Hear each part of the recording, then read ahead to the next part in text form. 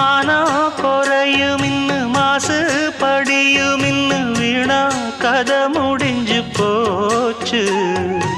ஈசான மூலையில லேசான பள்ளி சத்தம் மாமன் பேர சொல்லி பேசுது. ஆறாத சோகந்தன்ன தீராம சேர்த்து வச்சு ஊரும் சேர்ந்து என்ன ஏசுது.